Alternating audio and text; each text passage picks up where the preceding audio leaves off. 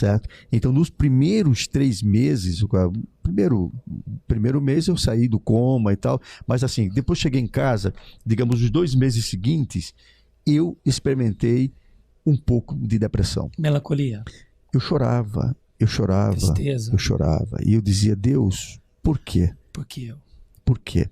Então, o que ocorre? Eu, nessa época, eu estava lecionando em 2 faculdades, eu tinha um consultório em Campinas, outro em Indaiatuba, eu tinha montado uma empresa, uma distribuidora de livros, que hoje é uma editora, e eu estava com tudo parado. E as contas começaram a se acumular. Então, vinha aquela questão, Havia uma cobrança terrível. se eu pudesse me levantar, mas o que é que eu estou fazendo aqui? Então, sempre fui uma pessoa muito ativa. Então, nunca tive medo de enfrentar a vida, de fazer as coisas. E agora? Então, naquele momento, assim, eu chorava e assim, era aquela dor na alma muito profunda de não aceitar aquela situação. Até que numa madrugada eu acordei e eu estava sentindo muita dor e eu tomava morfina. E aí tomei o remédio e ali me vieram 2 perguntas, e foram essas 2 perguntas que mudou completamente o meu rumo a partir dali, certo? Aí eu coloco, por exemplo, quando eu falo da depressão, que uma das formas, a gente pode depois no outro bloco falar sobre isso, que é a questão da ressignificação. Como é que você faz isso? Eu fiz 2 perguntas. A primeira foi, e se eu tiver de viver o resto da minha vida em cima de uma cama? Era uma possibilidade. Imagina o nó que deu na sua cabeça. E aí vem assim, poxa vida, e se eu não andar mais? Então, naquele momento, me veio a resposta imediata. Se for esta a vontade de Deus, eu quero ser útil, eu quero trabalhar mesmo em cima de uma cama. E a segunda coisa, o que eu falaria para um paciente meu se tivesse no estado que eu estou e eu fosse aconselhá-lo? Aí vieram 7 passos para superar um processo de crise. E é muito interessante, que aí deu origem a um livro que eu escrevi, O Segredo da Águia Dourada, que hoje é um best-seller, é o livro que eu mais vendi em toda a minha vida. Só para você ter ideia, a primeira chave, que é a primeira coisa, é o processo da autoaceitação.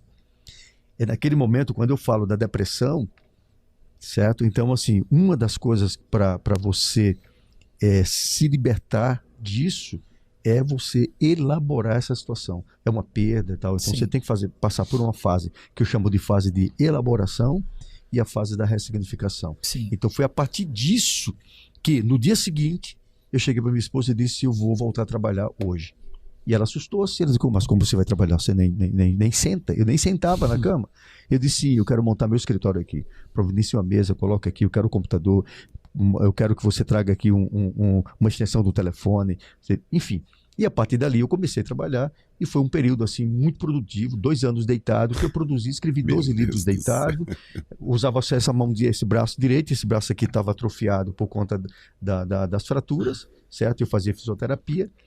E o senhor precisou tomar antidepressivo? Não. Graças a Deus. Não.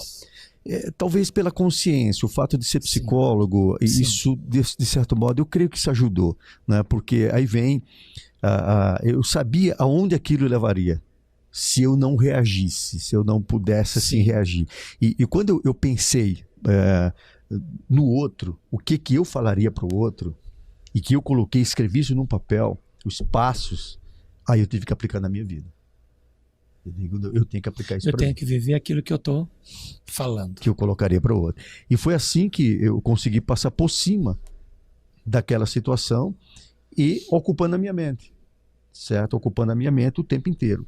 Então, a depressão é algo mais sério do que se imagina, entendeu? E a gente vê muito, né? Ainda hoje, infelizmente, aliás, existem denominações que ainda colocam o seguinte, se você tem depressão, tem insônia, não sei o que lá, parará, então você tem encostos, tem não sei o que lá, que é tudo como se fosse questões espirituais. E às vezes a pessoa precisa apenas, assim, de uma elaboração das coisas da sua vida que ela não está sabendo lidar.